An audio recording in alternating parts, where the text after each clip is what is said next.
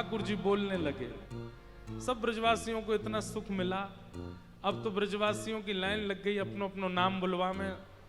तोतली वाणी में ठाकुर जी सबका नाम बोलते हैं। कोई गोपी को नाम प्रभावती, और वो कहे लाला बोल प्रभावती। अब ठाकुर जी कैसे बोले प्रभावती, लेकिन फिर भी ठाकुर जी उल्टा सीधा नाम बोलते हैं, और वही सुनकर के ही सब गोपियां प्रसन्न हो जाती हैं, आनंदित हो जाती हैं। ऐसी ठाकुर जी की मधुर लीला चल रही है। गर्गाचार्य जी महाराज आए और भगवान का नामकरण संस्कार किया। बड़े भाई का नाम बलभद्र रखा, बलराम रखा, और छोटे भैया का नाम कृष्ण रखा। ठाकुर जी का नाम कृष्ण उनके वर्ण के भाव से रखा गया। इदानिम कृष्णताम गतः। कृष्ण शब्द की सामर्थ्य क्या है?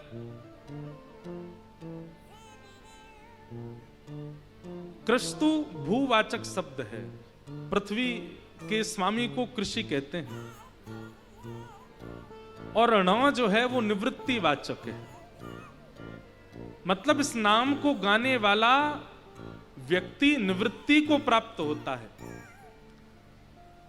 और पृथ्वी पर रहने वाला व्यक्ति अगर इसको गाए, पृथ्वी का स्वामी कृषि और ण यानी निवृत्ति, पृथ्वी के स्वामी यानी कि मानवों की जिस नाम से निवृत्ति होगी, जिस नाम से मुक्ति होगी, वही है कृष्ण। ठाकुर जी का नाम। लोग अधिकतर कृष्ण शब्द का उच्चारण गलत करते हैं। कई लोग कृष्ण कहते हैं, कई लोग कृष्णा बोलते हैं, कई लोग कृष्ण बोलते हैं। बहुत उच्चारण उसका शुद्ध नहीं कर पाते। शुद्ध उच्चारण कृष्ण। बोल वृंदावन बिहारी लाल।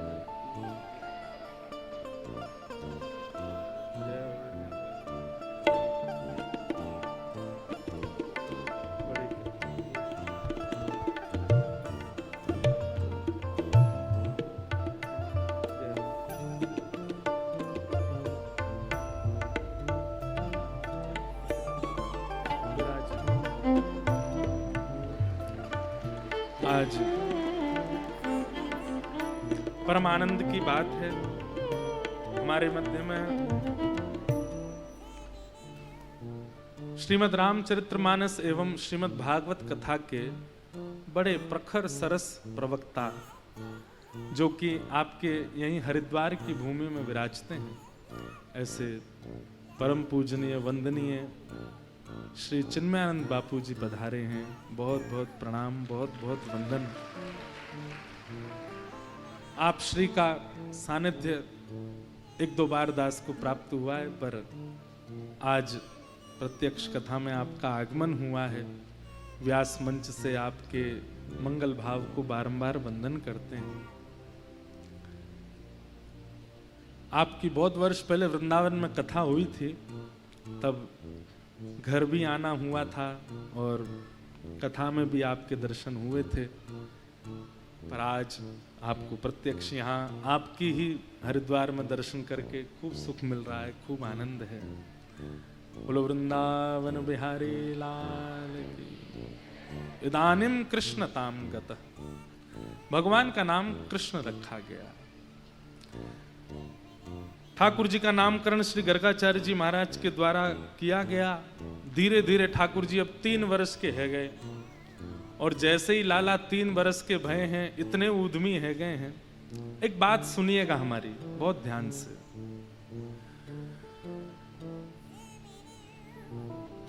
प्रेम अधिक जहां होता है वहां प्रभुता का त्याग किया जाता है। प्रेम अधिक जहां होता है वहां अपनी पदवी का त्याग किया जाता है, और जहां प्रेम नहीं होता ना, वहां केवल प्रेम का आडंबर किया जाता है। ना तो प्रभुता छोड़ी जाती, ना अपनी पदवी का त्याग करता है। बहुत ध्यान से सुनिएगा। श्री कृष्ण परमात्मा है, ईश्वर है, लेकिन ब्रजवासियों ने इतना प्रेम किया है ठाकुर जी से कि ठाकुर जी अपनी प्रभुता भूल करके सब लीला कर रहे हैं वृंदावन में। और ये प्रमाण है कि प्रेम वास्तविक है, तभी प्रभुता छोड़ी है। विश्वास मानिए, जहां व्यक्ति अपने आवरण से निकल ना पाता हो आपके व्यवहार से, तो समझो कि आपने प्रेम दिया नहीं।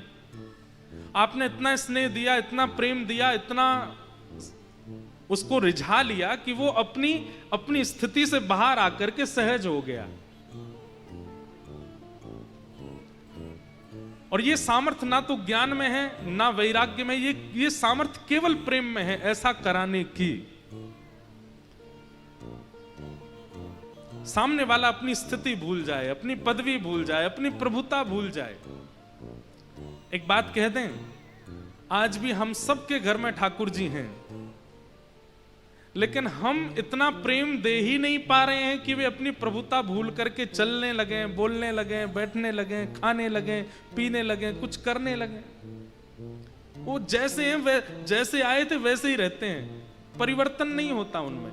तो इस बात को आप निश्चित मान लीजिए कि हर दिन की सेवा में ठाकुर जी में कोई परिवर्तन नहीं दिखता, ठाकुर जी में कोई गुण प्रकट नहीं होता, ठाकुर जी बोल नहीं रहे हैं, ठाकुर जी कुछ कह नहीं रहे हैं। ऐसा नहीं है कि बोलते नहीं है, बोलते हैं। ऐसा नहीं है कहते नहीं है, चलते सब करते हैं हमारे ठाकुर जी। पर आपके प्रेम में वो सामर्थ्य नहीं कि वो अपनी प्रभुता छोड़ दें।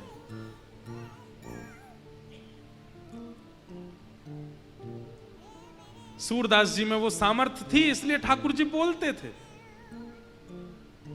कुंभन दास जी, उनकी लीला हम सुनते हैं। ठाकुर जी नित्य कुंभन दास जी के यहां जाते थे। कुंभन दास जी का ना तो घर अच्छा था, कुंभन दास जी का ना परिवार में संपत्ति थी, लेकिन फिर भी ठाकुर जी रोज जाते थे। और कुंभन दास जी का नाम ठाकुर जी ने रखा था कुंभना। रोज बोले, ए कुंभना मेरे संग खेल ले। और ये ज्यादा नहीं, इसी कलिकाल की घटना है। ठाकुर जी खेलते थे।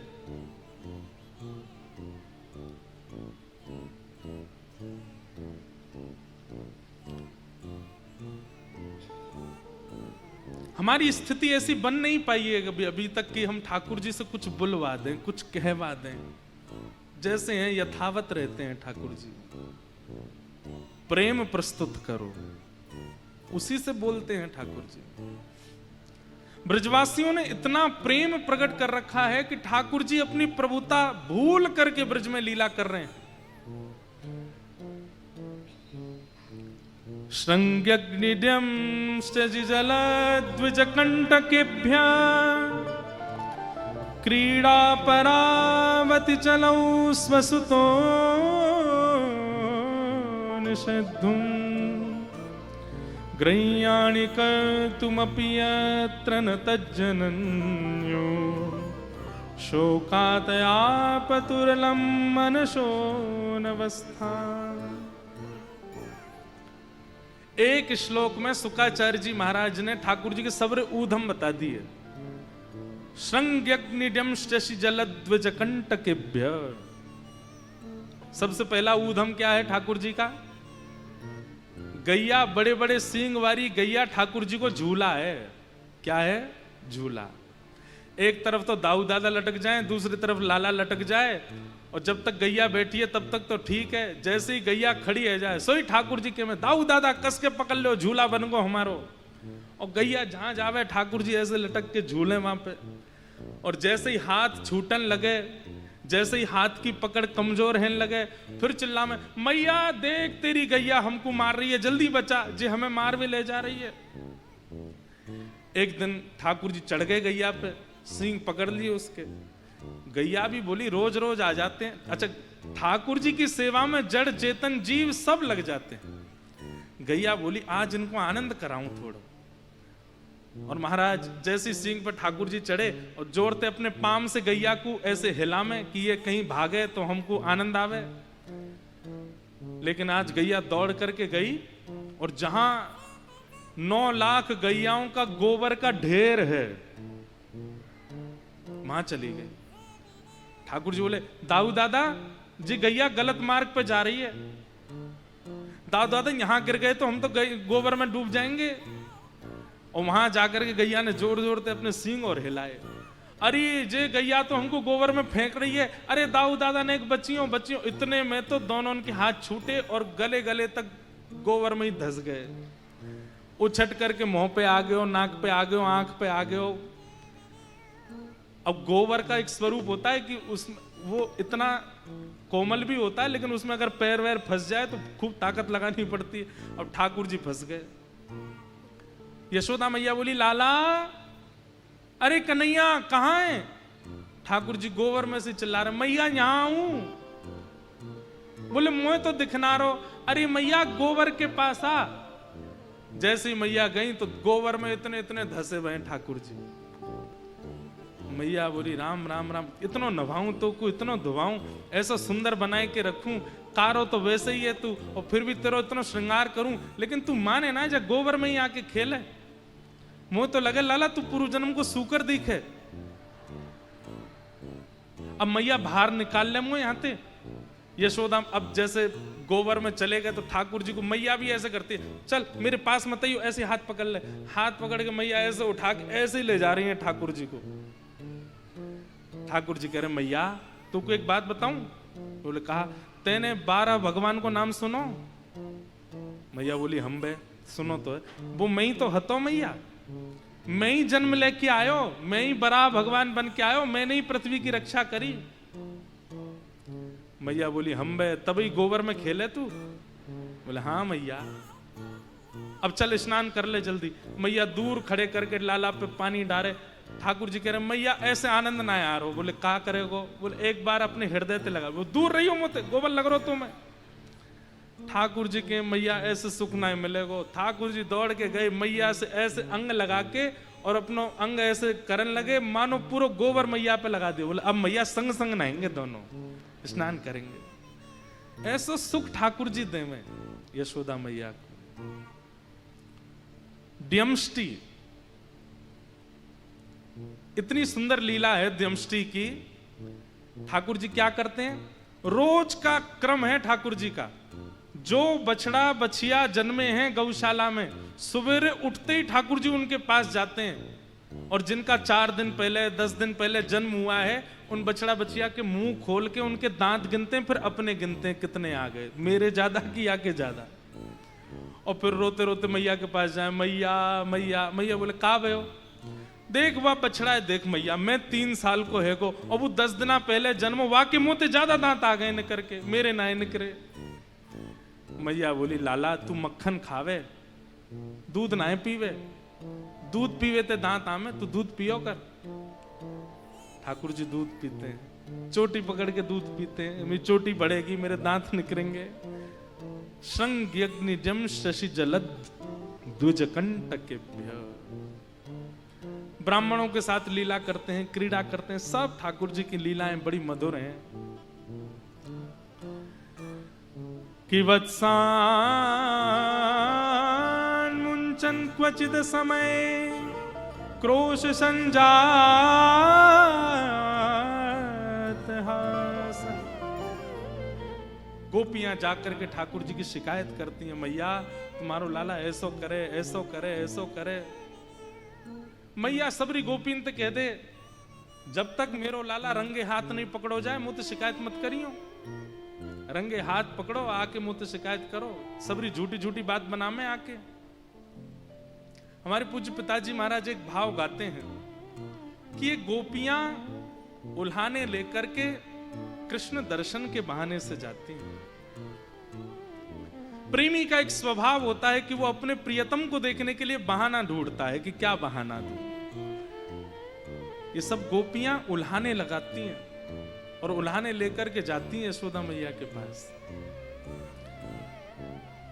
देखे बिन कान्हा जब मन नाही माना, इन आंखों से आज हमने ब्रह्म पहचाना है।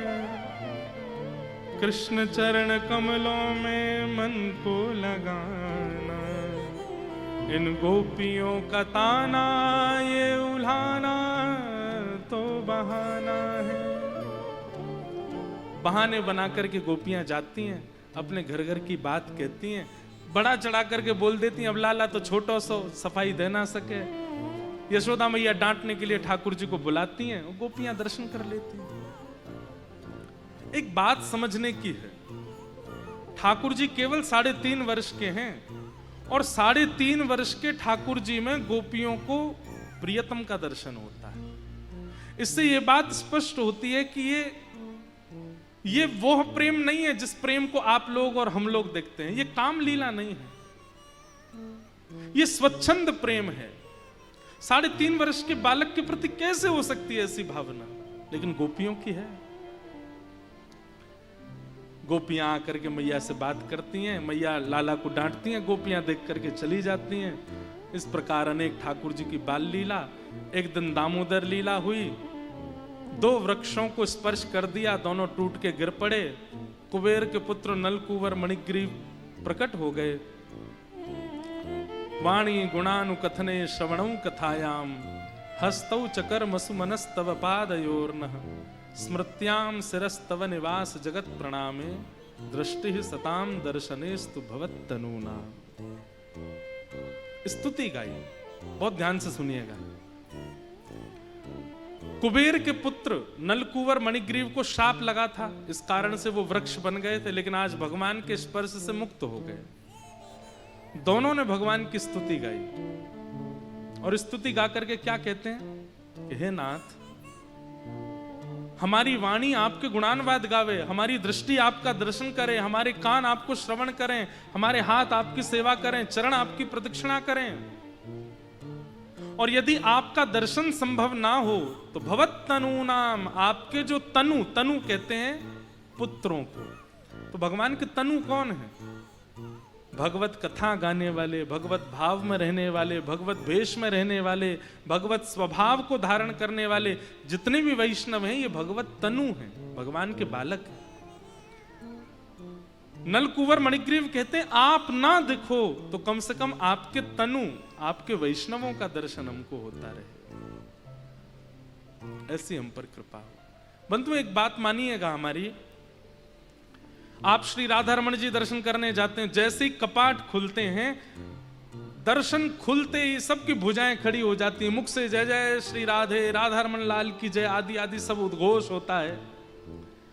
जैसी उत्सुकता, जैसी तत्परता और जैसी व्याकुलता भगवत दर्शन में होती है, वैसी तत्परता, उत्सुकता और व्याकुलता यदि भगवत जनों के दर्शन में हो जाए तो ठाकुर जी बड़े प्रसन्न होते हैं। मान लो आप एयरपोर्ट पर हैं और तभी कोई वैष्णव दिख जाए, और वैष्णव देख करके तुरंत आपने अपने चप्पल उतारी, जूते उतारे, नहीं विचार किया कि देख रहे हैं लोग, तुरंत नतमस्तक हो गए, दंडवत किया, प्रणाम किया। आप भले ही उनको जानते भी नहीं है, लेकिन केवल उनका भगवत भेष देख करके इतनी तत्परता आपके चित्त में आ जाए, ये ठाकुर जी को बहुत प्रिय लगती है। हमारे अष्ट सखा कहते हैं, भगतन में मति, भगतन में गति, भगतन में मति,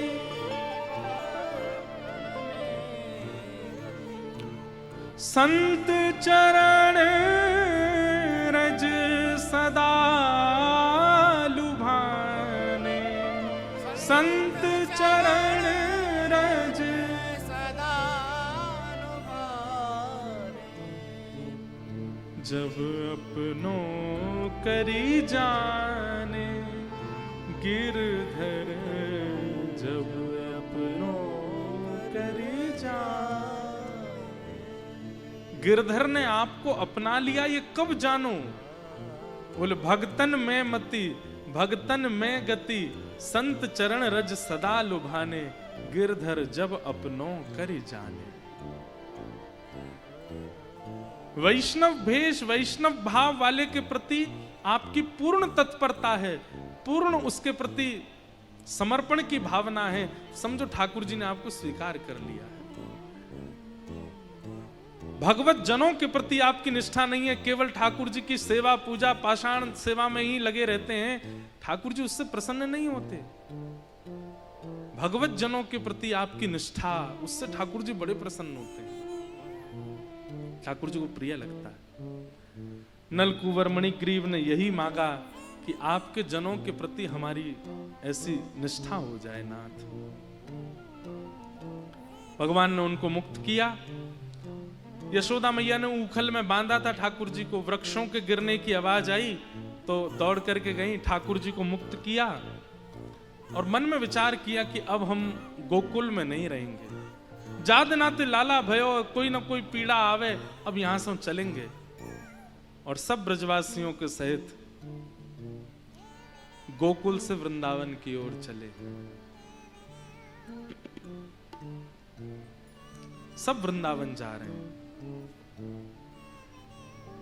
चलो मन वृंदावन की ओर, चलो मन वृंदावन की ओर, चलो मन वृंदावन की ओर, चलो मन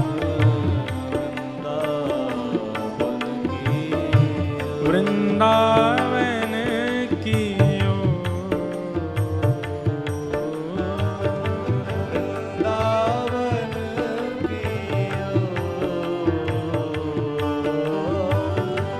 वृंदावन की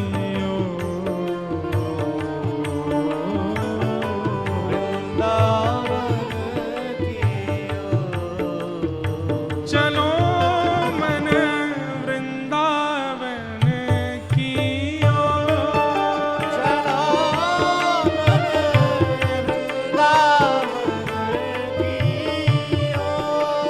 चलो मन वृंदावन की ओर, चलो मन वृंदावन की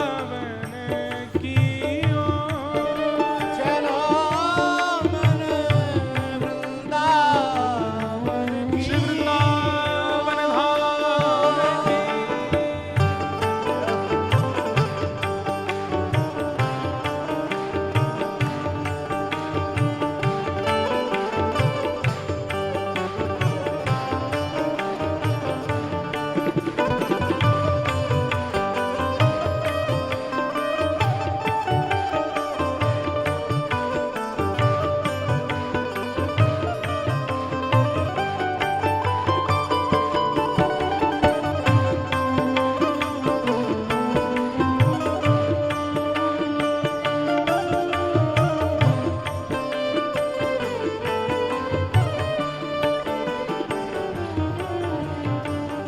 जहाँ विराजत राधा रानी, जहाँ विराजत राधा रानी, जहाँ विराजत राधा रानी, जहाँ विराजत राधा रानी, नटवर नंद किशोर,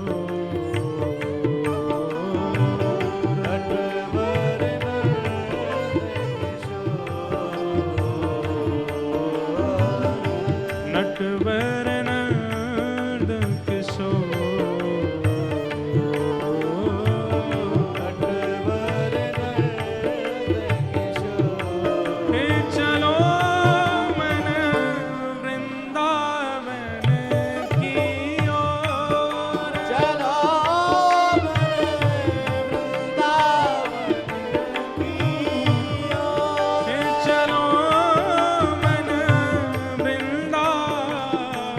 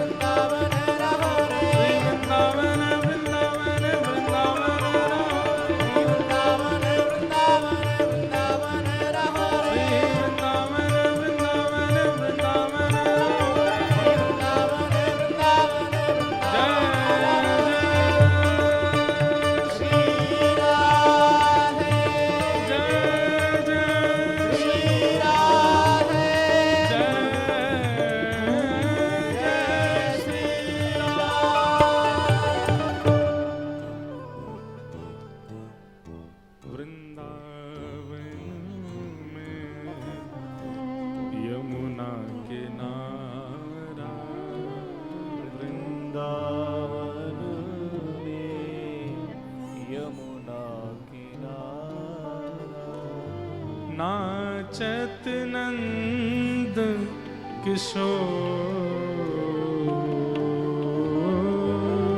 नाचत नंद किशोर, नाचत नंद किशोर, नाचत नंद किशोर।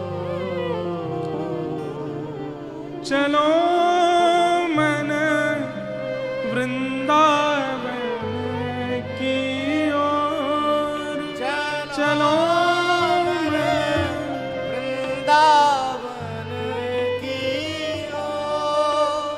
हे चलो मन वृंदावन की ओर, चलो मन वृंदावन की ओर। वृंदावनम संप्रविश्य सर्वकाल सुखावहम्। संपूर्ण भागवत में एकमात्र वृंदावन के लिए यह शब्द प्रयोग किया गया कि जहां जाके ठाकुर जी सर्वकाल सुखावहम्, सब प्रकार से सुखी। सब प्रकार से सुखी का मतलब क्या है? अनुकूलता हो तो भी सुख है, प्रतिकूलता में भी सुख है, इसलिए सर्वकाल सुखावहम्। कई लोगों को पहाड़ बहुत अच्छे लगते हैं तो वो ऐसा कहते हैं हमको पहाड़ में ले जाओ, भले ही वहां खाने को भी नहीं मिले तो भी रह लेंगे, पहाड़ देखते देखते रह लेंगे। वृंदावन इतना प्रिय है ठाकुर जी को कि वहां यदि प्रतिकूलता भी होती है तो भी ठाकुर जी को सुख लगता है, इतना प्रिय है। क्यों? क्योंकि किशोरी जी के हृदय से प्रकट है श्री वृंदावन। श्यामा हृदय कमल सो प्रगट्यो, श्याम हृदय को भाई, वृंदावन प्यारो वृंदावन। क्यों भाया ठाकुर जी को? क्योंकि किशोरी जी के हृदय से प्रकट है। हमारी श्री राधा रस सुधा निधि में महाप्रभु जी वर्णन करते हैं कि श्री किशोरी जी ने एक एक कण अपने हाथ से निर्माण किया है श्री धाम वृंदावन का। वृंदावन का वृक्ष हो, वृंदावन के पक्षी हो, वृंदावन के घाट हो, वृंदावन में निवास करने वाले ब्रजवासी हो, सब किशोरी जी के। इसलिए ठाकुर जी को बहुत प्रिय लगता है। और वृंदावन रस चर्चा तो अलग से हम करते हैं, कभी कभी 3 दिन की 4 दिन की, उसमें हितरवंश महाप्रभु, श्री हरिराम व्यास सबके भाव कहते हैं कैसा है वृंदावन। वर्णन का विषय नहीं है वृंदावन, अनुभव का विषय है, देखने का विषय नहीं है, वर्णन का विषय नहीं है, भ्रमण का विषय नहीं है, अनुभव का विषय। वो तो अनुभव से ही जाना जा सकता है वृंदावन को। ठाकुर जी वृंदावन आए, वृंदावन आकर के सबसे पहले ठाकुर जी ने अघासुर नाम के एक दैत्य का वध किया, जो कि एक सर्प के रूप में आया था। सब ग्वाल बालों को लेकर के ठाकुर जी वन भोज के लिए गए थे। सर्प इतना बड़ा मुख खोल करके बैठा था कि ऐसा लगा मानो जैसे कोई गुफा है। मधुमंगल, श्रीदामा, तन सुखा, मन सुखा, धन सुखा, सब ठाकुर जी के सखा। सब ने कही लाला बहुत जोर की गुफा है, आज तो जई में चलेंगे भीतर। ठाकुर जी बोले गुफा नहीं लग रही, हमको तो कुछ और लग रहा है। जैसे ही ग्वाल बाल भीतर गए, अरे लाला ये तो बड़ी गुदगुदी गुफा है, उसकी जीभ थी। ठाकुर जी ने जैसे ही प्रवेश किया, अघासुर ने अपना मुख बंद कर लिया और अपने उदर से विष निकाल करके उनको मारने लगा सबको। सब मूर्छित हो गए। ठाकुर जी तुरंत उसके कंठ में गए, अपने शरीर को इतना विशाल किया, बीच में से उसका विध्वंस कर दिया और सब ग्वाल बालों की रक्षा हुई। पर सब मूर्छित हो गए थे। अपनी दिव्य दृष्टि से ठाकुर जी ने सबको जीवित कर दिया। परंतु ये बात कि लाला ने आज एक सांप मारो, ये बात सब ब्रजवासियों ने 1 साल बाद बताई अपने घर में। मतलब आज की घटी घटना 1 साल बाद बता रहे हैं। क्यों? तो कहते हैं ब्रह्मा जी ग्वाल बालों का हरण कर ले गए थे। बड़ी अच्छी कथा है। कि बिभ्रद वेणुम जठर पटयो श्रांग वेत्रे च कच्छे वामे पाणे मृषण कवलम तत्फलम लांगुलीषु तिष्ठन् मध्ये स्वपन सुहितो हासयन् निर्मभिस्वे स्वर्गे लोके मिषति विभुजे यज्ञ भोग बालके। ध्यान से सुनिएगा, ठाकुर जी वन भोज कर रहे हैं, पिकनिक कर रहे हैं। कभी नहीं मृषण कवलम तत्फलम लांगुलीषु, ठाकुर जी अपनी उंगलियों के मध्य में अलग अलग भिन्न भिन्न अचार रखते हैं। एक में आम का अचार, इसमें नींबू का अचार, यहाँ टेटी का अचार, मिर्च का अचार, और अपने बीच के हस्तकमल के भाग में ठाकुर जी चटनी रखते हैं, और एक हाथ में रोटी का कवल लेते हैं। एक बार पाते हैं, फिर एक अचार चाटते हैं, फिर पाते हैं, फिर कोई सखा से कहते हैं, अरे तू कौन सी सब्जी बना के लाया? बोले बैगन की है, मुझको खवा। उसके हाथ से खाते हैं, फिर अपनी रोटी खाते हैं, फिर कोई चटनी चाटते हैं। तू कौन सी सब्जी लेके आया? कौन सी कड़ी लेके आया? तू पवा। कभी कभी सेवा में बहुत व्यवस्थित थाली नहीं लगानी होती। कभी कभी ऐसा भाव रखो आज ठाकुर जी वन भोज करेंगे, तो वन भोज में कैसे, एक बड़ा रोटला, उसी के बीच में चटनी, एक तरफ सब्जी, एक तरफ दाल, रोटी के ऊपर ही। कभी कभी ठाकुर जी को वन भोज के भाव से ऐसे भोग लगाओ। ठाकुर जी पा रहे हैं प्रेम से। प्रसिद्ध कथा है कि मधुमंगल छुप करके कड़ी पी गया था। बासी कड़ी थी, खट्टी कड़ी थी, लेकिन सब ग्वालान ने ठाकुर जी से जाके कही, लाला बड़ो चतुर है मधुमंगल। बोले क्यों? कड़ी बना के लायो, कोई और खा नहीं ले, या हमारे चुपचाप खा रहा हो एकांत में बैठ के। ठाकुर जी बोले दारी के बताऊं अभी। दौड़ के गए, अरे मधुमंगल। मधुमंगल मुंह से लगाए पूरा घड़ा पी रहा था कड़ी का, और जल्दी जल्दी पी रहा था कि कहीं बच नहीं जाए, ठाकुर जी पाएंगे तो खट्टा कड़ी है उनको लगेगा। लेकिन लाला माने ना है, जबरदस्ती मांग ले, या हमारे जल्दी जल्दी पी रहे थे। इतने में ठाकुर जी पहुंच गए, मधुमंगल क्या कर रहा है?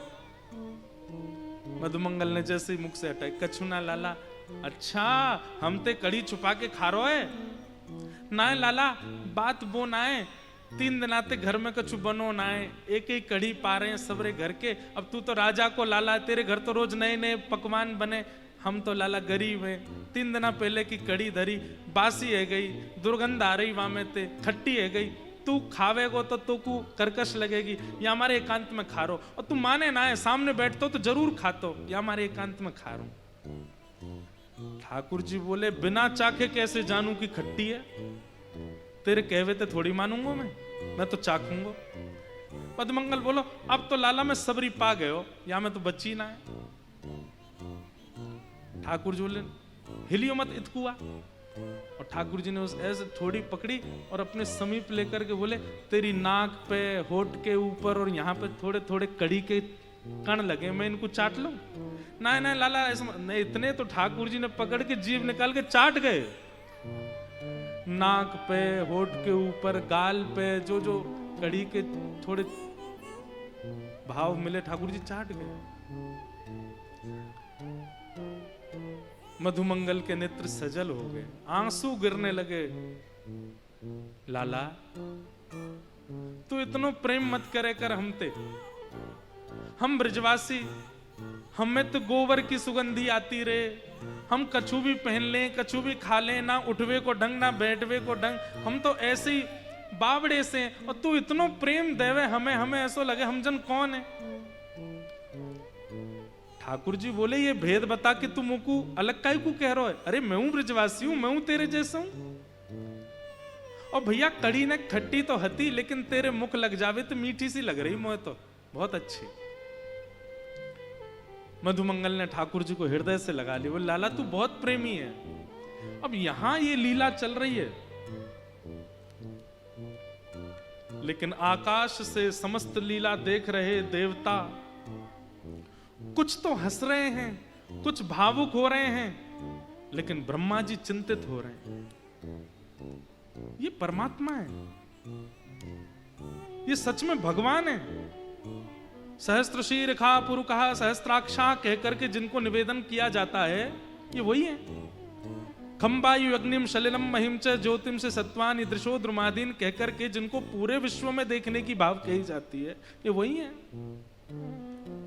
जिनके सामने बैठने से पहले अपरस की भावना रखनी पड़ती है और अपरस में आया हुआ व्यक्ति भी इनको स्पर्श करने से पहले अपवित्र पवित्रो वा सर्वावस्थांगतो पिवा स्मरेत पुंडरीकाक्षम सभाई आभ्यंतर सूचि कहकर के स्पर्श करता है।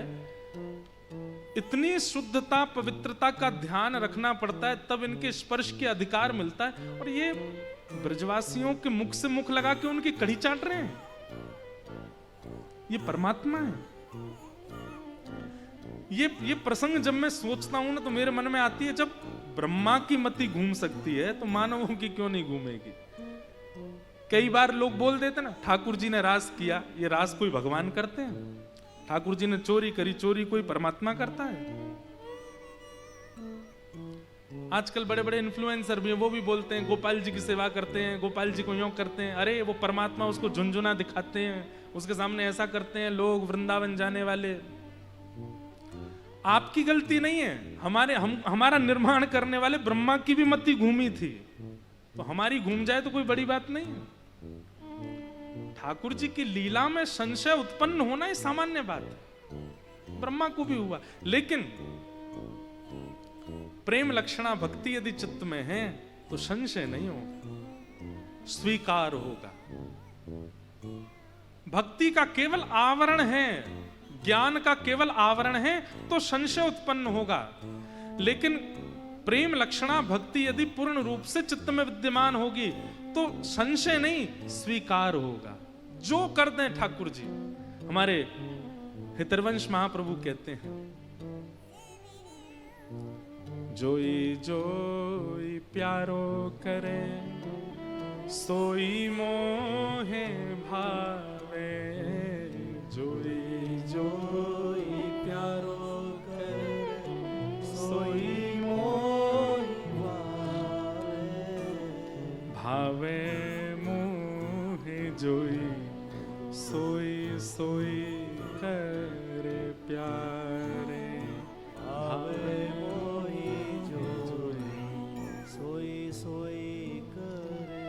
हित चतुराशी जी का सबसे पहला पद श्री हितरवंश महाप्रभु कहते हैं। श्री राधा वल्लभ लाल जी को प्रकट किया, वो कहते हैं जोई जोई प्यारो करे सोई मोह भावे। एक बार एक गायक आया श्रीनाथ जी के सामने गाने के लिए, तो गायक के मुंह में पान लगा था, तो पान लगा करके गा रहा था, तानसेनी था। तो गोसाई विठलनाथ जी बोले ए तानसेन तुम झूठे मुंह से गा रहे हो, मेरी तो आदत है मैं पान खा के ही गाता हूं। ये ठाकुर जी की सभा है, ये तुम्हारे राजाओं की सभा नहीं, पान खा के गा रहे हो, जाओ थूक के आओ उसको। तानसेन बाहर गया, कुल्ला करके आया, पवित्र होके आया, पेटी लेकर के जैसे ही गाने लगा तो सामने खड़े श्रीनाथ जी को झोंके आने लगे, ठाकुर जी सोने लगे। गोसाई जी ने तुरंत पर्दा किया, भीतर गए, जय जय इतनो आलस आ रहा हो कि सो रहे हो? बोले वो या की गायकी बिल्कुल बढ़िया ना लगी, थोड़ी देर पहले बहुत बढ़िया गा रहा हो, अब जन कहा गा रहा है, मैं तो समझ ही ना आ रहा हो। गुसाई जी बोले थोड़ी देर पहले पान खा के गा रहा था। बोले याते कहो फिरते पान खा के आएगो, और ये जब तक बिना पान खाए रहे मेरे सामने नहीं आवे, पान खा के ही गावेगो। गुसाई जी बोले जय हो, सबरे नियम सबरी शुद्धता हमारे काजे, अपने काजे सबरे नियम तोड़ देते हो। जब अपनी इच्छा पे आते हो तो फिर कुछ विचार नहीं करते। वैदिक क्रिया हो, शास्त्रीय बातें हो, सब हमारे लिए। ठाकुर जी का तो जो रुचिकर लग जाए उसको स्वीकार कर लेते हैं ठाकुर जी। ठाकुर जी की भावना है।